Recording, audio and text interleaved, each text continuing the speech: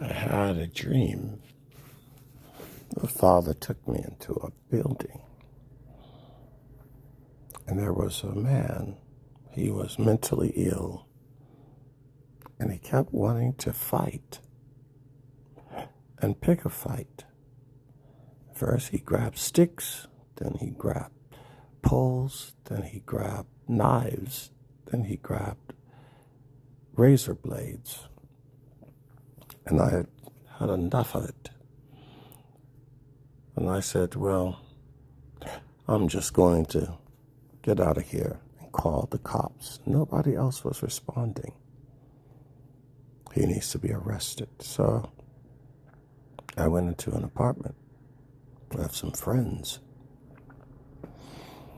And I picked up the phone and I called the cops.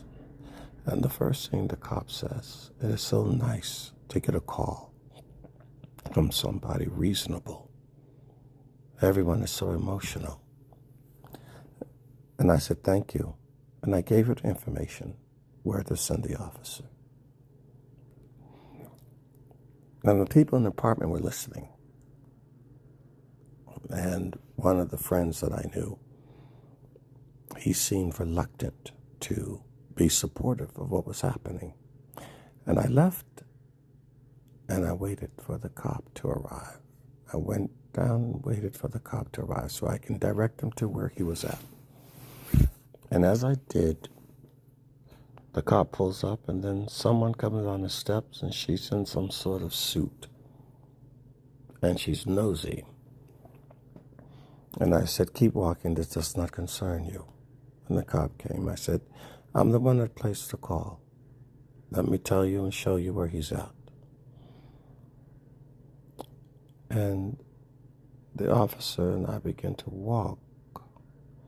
Then all of a sudden, the officer began to morph into a different officer. First it was a man, then it was a woman, then it's a black woman.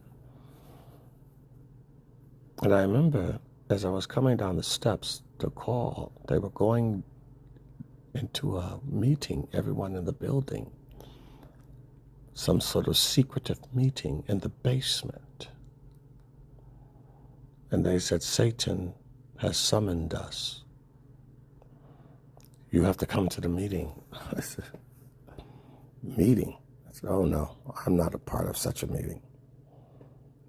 And they were coming down the steps, and I went to the cop, explaining. And then she says, oh, I know it's wicked here. And I was telling her the problem. She says, oh, I thought it left. I said, oh no, it circled back. It's worse than ever now. And she began to cry. And then her head was wrapped with a hijab. And another woman's head was wrapped with a hijab. So we had Satan in the basement. We had a mentally ill, crazed man with knives and blades in an upper room apartment.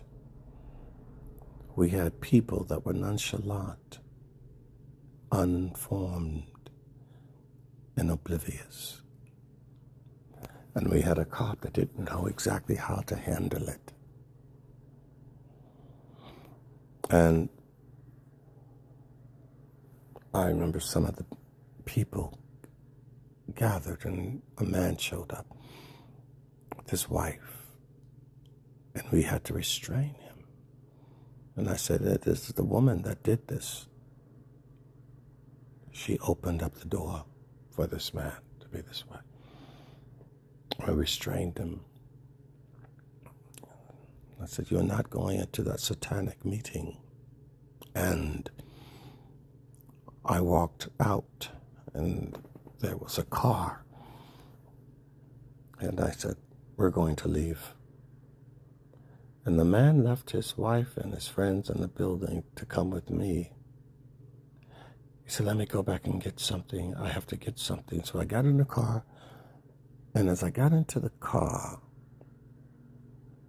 the Spirit said, pull out, go down the street a ways, and wait for him there.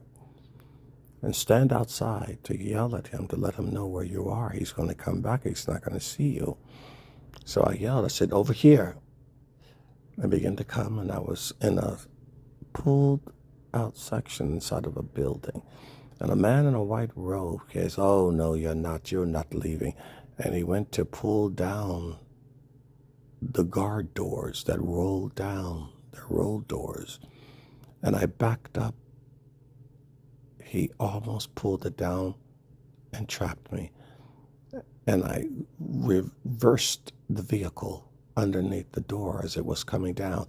And then another door I reversed. And then there was a third one. He used 3 doors, 3 traps. And the enemy is using 3 traps in order to pull people into hell by all means. Such is the case in this world today. Islam, mental illness, drugs, and just plain old society. They are working to pull the human race into hell. But those who heed the call and follow will prevail.